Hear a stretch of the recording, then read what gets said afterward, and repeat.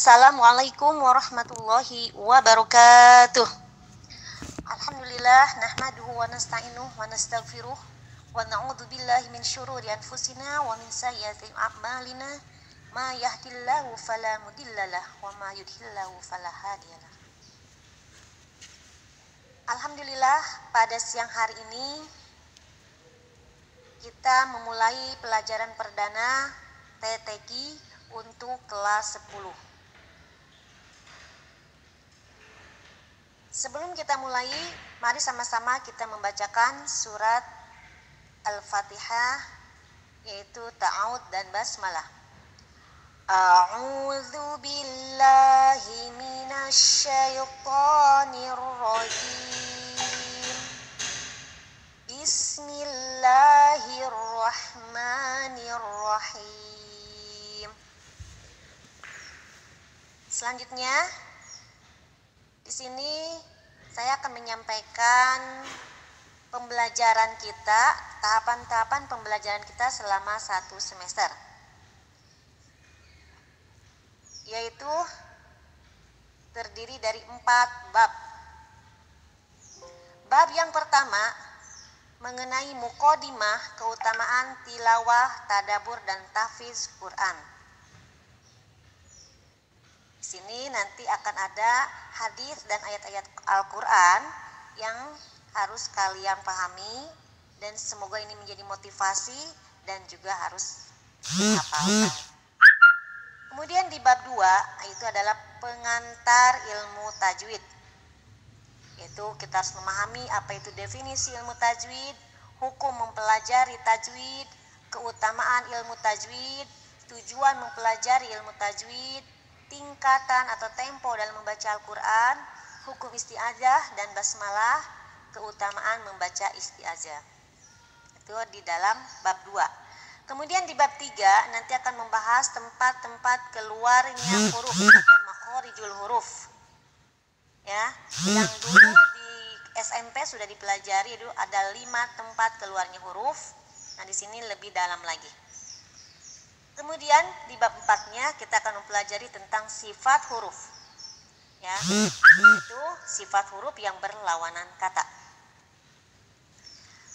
Dan tugas buat kalian selama pembelajaran kita yaitu talaki dan tahfiznya, review juz 30, 29, 28 dan masuk kepada juz 27 sebagai pembelajaran utama di kelas 10. Ya, kita mulai ke bab 1. Keistimewaan tilawah atau membaca Al-Quran. Dalam sebuah hadis riwayat Tirmidzi, saya bacakan, Bismillahirrahmanirrahim. Man qara'a harfan min kitabillah falahu bihi hasanah wal hasanatu bi asrin amsalihha la aqul alif lam mim harfun walakin alifun harfun wa lamun harfun wa mimun harfun. Artinya, barang siapa yang membaca satu huruf dari kitab Allah Al-Quran, maka baginya 1 kebaikan. Dan 1 kebaikan itu dilipat gandakan dengan 10 pahala. Rasulullah menyampaikan, aku tidak mengatakan alif lam mim adalah 1 huruf. Akan tetapi alif 1 huruf, lam 1 huruf, dan mim 1 huruf. Nah, bagi kita seorang santriwati, dengan kalian senantiasa membaca Al-Quran, bahkan lebih daripada 1 huruf, berapa pahala yang kita dapatkan. Namun, di sini kita membacanya harus sesuai dengan kaidah pembacaan Al-Quran, yaitu sesuai dengan tajwidnya, ya, harus sesuai dengan makhrajnya, harus sesuai dengan sifat huruf. Hingga jika kita membacanya dengan benar dan lancar, maka akan mendapatkan 10 kebaikan dari setiap hurufnya. Maka ada syekh dari Arab Saudi menyatakan bahwa jika kita sedang lemah, sedang memalas membaca Al-Quran, ingat Setiap huruf akan dibalas dengan 10 kebaikan. Jika kita membacanya hanya satu ayat saja, berapa puluh yang kita dapatkan, berapa ratus yang kita dapatkan. Kemudian kita baca satu lembar saja, berapa yang kita dapatkan. Apalagi di kelas 10 ini harus sudah mampu membaca Al-Quran. Apalagi ketika kalian di rumah seperti ini, harus mampu membaca Al-Quran satu hari satu juz.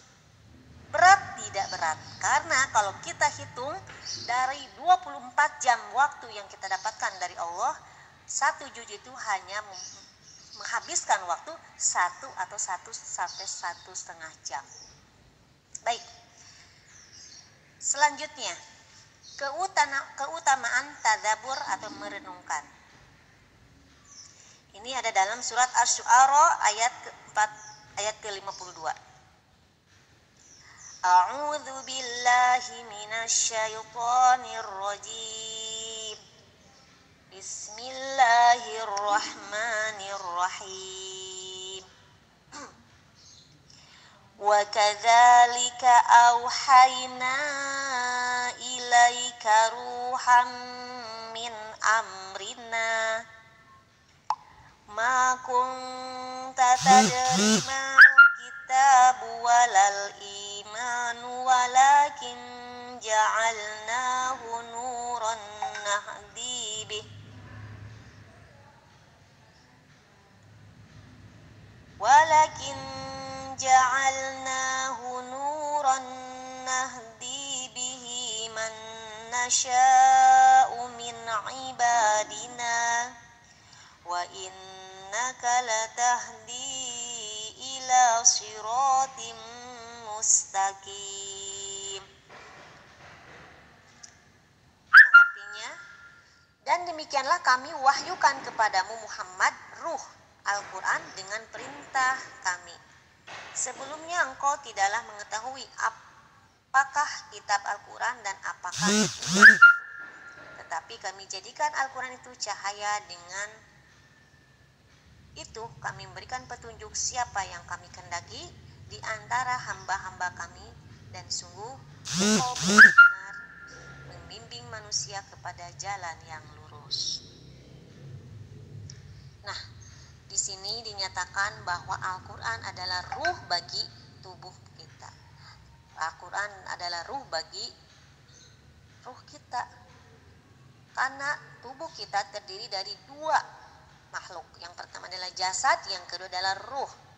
Jasad kita memerlukan makan, minum, istirahat, dan seterusnya. Begitu pula ruh kita. Ya, ruh kita memerlukan makanan, memerlukan asupan. Ya, maka asupannya tidak lain adalah Al-Quran. Maka orang Muslim harus senantiasa dalam dirinya tersimpan yang namanya Al-Quran, dibaca Al-Quran, direnungkan dan juga dihafalkan, sehingga kemanapun dia berada, Al-Quran selalu ada di dalam diri. Selanjutnya masih keistimewaan mentadaburi atau merenungkan Al-Quran. Ada di dalam surat As-Shad ayat ke-29. A'udzu billahi minasyaitonir rajim. Bismillahirrahmanirrahim. Kitabun anzalnahu ilaika mubarakul liyadabbaru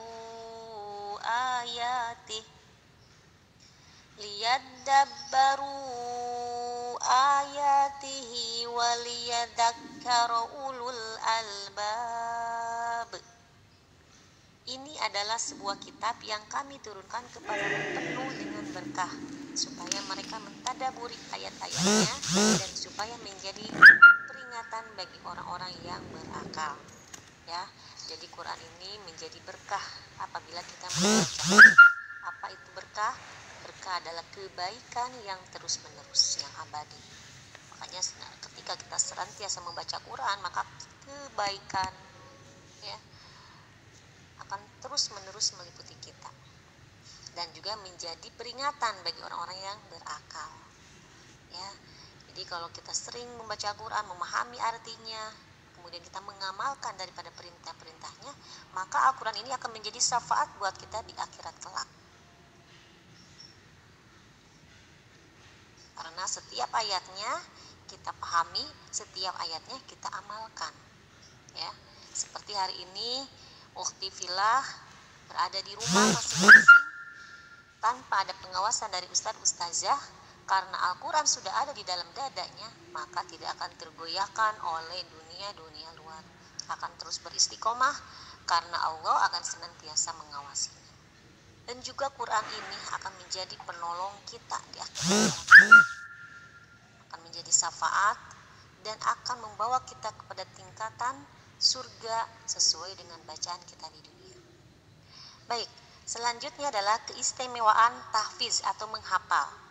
Selain dibaca dan direnungkan, Al-Quran juga perlu dihafal, dipindahkan dari tulisan ke dalam dada.